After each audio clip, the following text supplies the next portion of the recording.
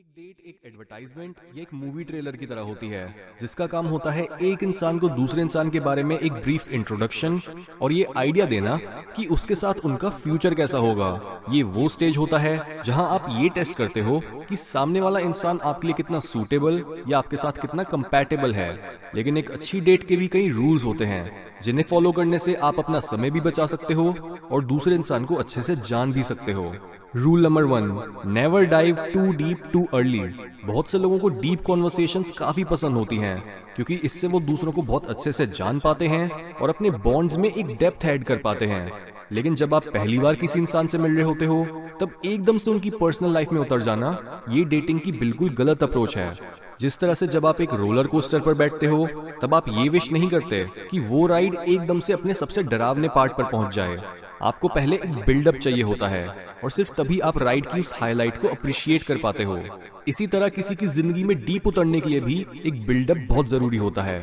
अगर कोई भी इंसान दूसरे इंसान के सीक्रेट्स जानने के लिए बहुत जल्दी मचाता है तो इससे वो बहुत ज्यादा डेस्परेट लगता है। इवन अगर आप दोनों ही बहुत जल्दी एक दूसरे को अपने डीपेस्ट सीक्रेट्स बताना चालू कर देते हो तब भी ऐसे रिलेशनशिप में कोई मिस्ट्री ही नहीं बचेगी और आप कुछ हफ्तों या कुछ महीनों में ही अपने पार्टनर से बोर हो चुके होगे। क्योंकि मिस्ट्री एक ऐसी चीज है जो दो लोगों के बीच एक आग को जलाए रखती है, जिससे हर बार जब आप उस इंसान से मिलते हो तब आप उनकी लाइफ में और गहरे उतर पाते हो और आपको हर बार ऐसा लगता है कि आप उनसे पहली बार मिल रहे हो। इस तरह से जो पैशन दोनों लोगों के बीच रिलेशनशिप की शुरुआत में था वही पैशन सालों तक बना रहता है।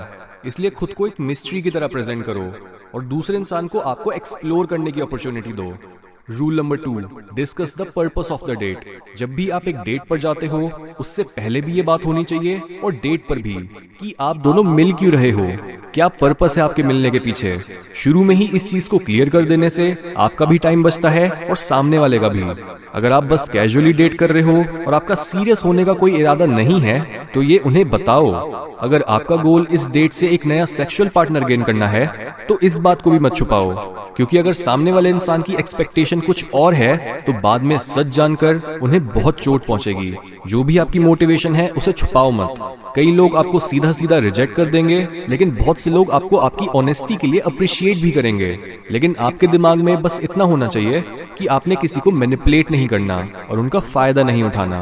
कई लोग जो एक सीरियस रिलेशनशिप चाहते हैं वो जजमेंट के डर के मारे कभी अपनी डेट्स पर ये बताते ही नहीं है कि उनके दिमाग में क्या है और इस तरह से वो खुद को ही एक ऐसे इंसान के द्वारा हर्ट होने देते हैं जिसे उनकी सिंसियरिटी का कोई आइडिया ही नहीं था। इसलिए डेटिंग के गोल और अपनी एक्सपेक्टेशंस को शुरू में ही क्लियर रखो और इस ऑनेस्टी से जो भी कॉन्सिक्वेंस मिले उसे एक्सेप्ट करो। Rule number 3, be present and listen carefully. जब भी हम किसी को डेट करते हैं तब एक लेवल पर हमारी इच्छा यही होती है कि हमें एक ऐसा इंसान मिल जाए जो हमारी बातें सुने, जो हमें समझे, जो हमारे से रिलेट करे और जिसके साथ हम एग्जिस्टेंस की वियर्डनेस को डिस्कस कर सकें। हर इंसान ऐसा फील करता है कि उसके पास सुनाने को एक स्टोरी है लेकिन सुनने वाला कोई नहीं। और तभी जब आप किसी को ढंग से सुनते हो और उनकी कही एक एक बात को डीपली समझने की कोशिश करते हो तब इससे ज्यादा सूदिंग और अट्रैक्टिव चीज उस इंसान के लिए कुछ नहीं होती। ये बिल्कुल ऐसा फील होता है जैसे उनकी सुंदरता को पहली बार किसी ने नोटिस करा हो। जितना आप उस मोमेंट में प्रेजेंट रहकर बस एक अच्छे ऑब्जर्वर की तरह उस इंसान को देखते और सुनते हो उतना ही आप उनके ट्रू सेल्फ से वाकिफ हो पाते हो।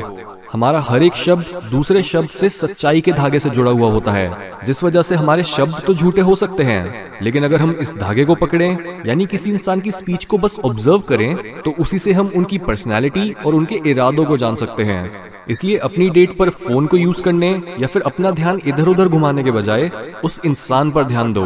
वो कुछ बता रहे हैं उनकी सुनो और इस तरह से आप उनके इतने पास पहुंच पाओगे जितने वो शायद खुद भी कभी ना पहुंचे हों।